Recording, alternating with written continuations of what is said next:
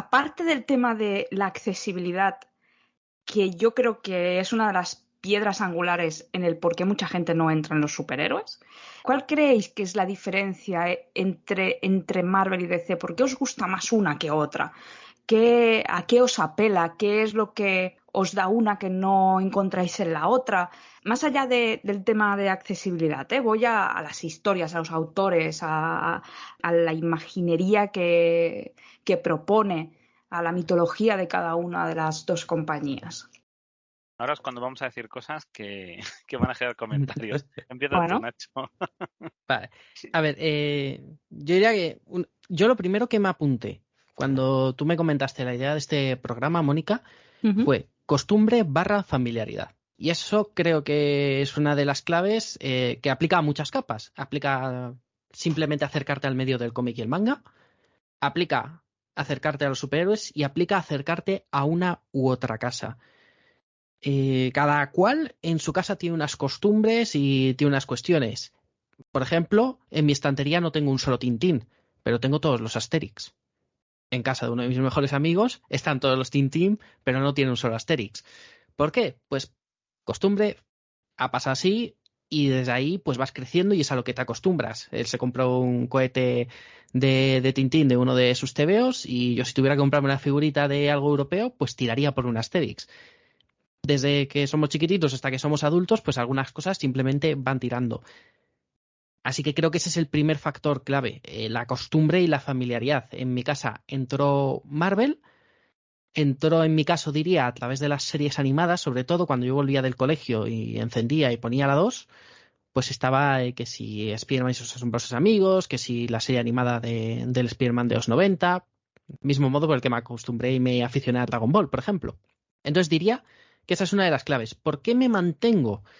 Ahí supongo que podríamos mirar, más allá de la costumbre, a la identidad de cada casa y está la cuestión esta, ¿no? De el mundo fuera de tu ventana, lo que hay ahí fuera, frente a una DC que técnicamente es más de titanes, de dioses que caminan sobre la tierra y demás. Luego todos estos matices, lo cierto es que se pueden desmontar según el punto de vista que le des. Una vez leí, creo que era en Hazlo, un artículo de Pablo Fluiters que decía, bueno, igual lo deberíamos pensar al contrario por una serie de cuestiones. Entonces, realmente, esta diferencia entre las dos se puede coger un poco con pinzas. Pero yo diría que, sobre todo, por esa idea del mundo fuera de tu ventana, y hay una frase que he oído hace poco también que me ha gustado mucho, que es, vivimos en un mundo imperfecto, no demos de lado metáforas imperfectas. Pues bueno, puestos a leer metáforas imperfectas, creo que las de Marvel son las que mejor cuadran con el mundo en que vivimos. Bueno, alguien traía los deberes hechos. Román, un poco por alusiones y luego dejamos que Pablo haga alusiones a ti. Bueno, yo ya he dicho, yo leí mucho Marvel y yo de hecho cuando empecé, yo creo que soy el más veterano de aquí. Cuando empecé fue cuando Forum y 5 y yo no sabía que eran dos universos separados. Poco a poco me di cuenta, o sea, yo vi el crossover famoso de Batman y la Masa y me parecía un crossover normal, como si estuviera ya Iron Man, ¿no? Lo que sí que es verdad es que cuando te haces mayor, yo creo que lo que ha hecho que me decante más hacia DC es, creo que la variedad de estilos y de historias y de tipos de cómic es mayor. Lo digo porque, por lo que ha dicho Nacho, sobre todo de las colecciones en los límites, ¿no? La cosa del pantano, Sandman, Watchmen, V de Vendetta, Año 1, el Dark Knight de Frank Miller, Ronin, que es un cómic que sé que te gusta mucho, Mónica, y... Bueno, a ver, no entremos en qué me gusta más, si Ronin o Lobezno Horror, ¿sabes? Que más o menos... Bueno, no, pero...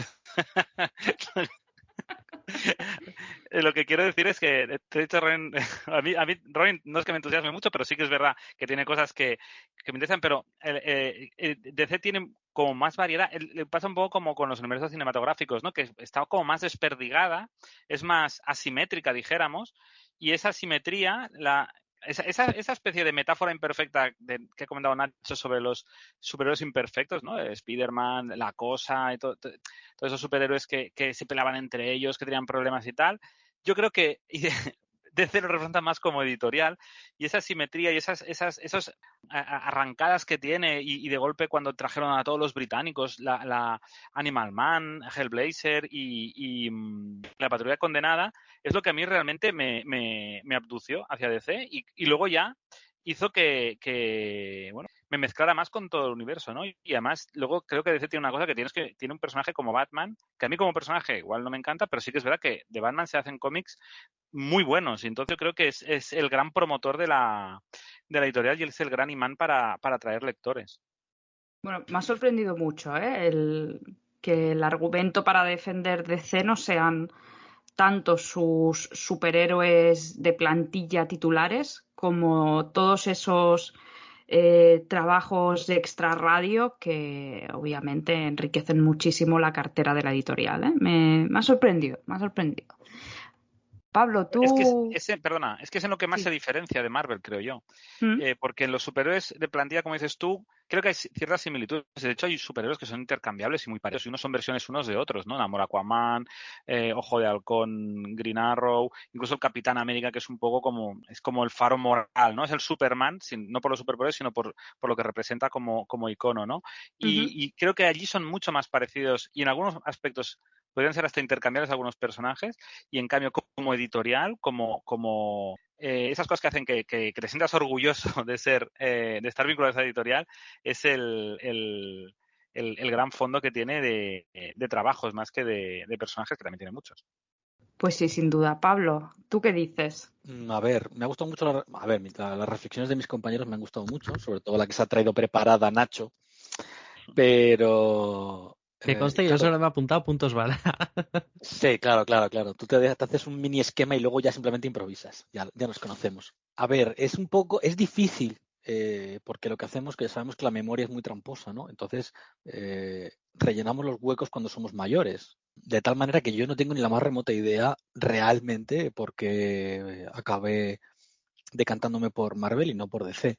Muy probablemente yo, que como niño empecé a leer superhéroes en la transición de los 80 a los 90, hay un elemento que también ha mencionado, yo creo, Nacho, que es el de la disponibilidad, o no sé si es la palabra concreta que ha utilizado, y es que en el kiosco de mi barrio, cuando yo iba, lo que tenía eran los cómics de Forum. Entonces, ya para empezar, la disponibilidad era Marvel.